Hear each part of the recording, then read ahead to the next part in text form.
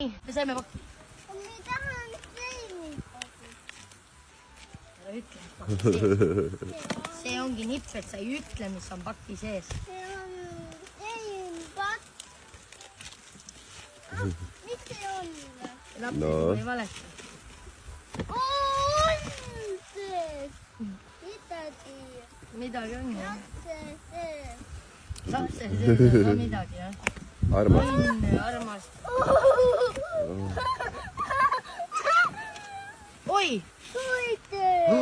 See on koerte bassein üldse. See on meil siis teadlikult valitud Urmas räägib basseinist tükk aega. Tahtis ämblik meie oma, aga saad aru, me ei saa osta täis puhutavat. Meil on koerad, meil on kass ja meil viimane bassein läkski tänu kassile siis katki ja võtsime teistsuguse. Ja ma tellisin selle siis Eestist. Pitt 24. Ei ole mingi promoasi seal. Ma maksin täis hinda. Ja, teen lahti ka ju. Maksin kõik täis hinda, et see ei ole mingi. Ja selline bassein siis.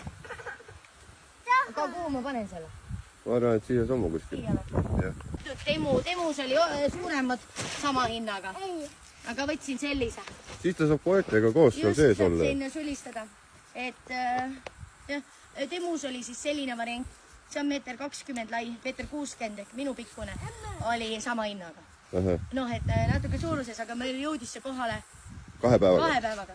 2 päeva läks aega, et kohale jõuda. Temust ilmselgelt oleks kauem läinud. Ja ma otsustasin, et võtame väiksema ja võt niimoodi. Aga pange follow meile.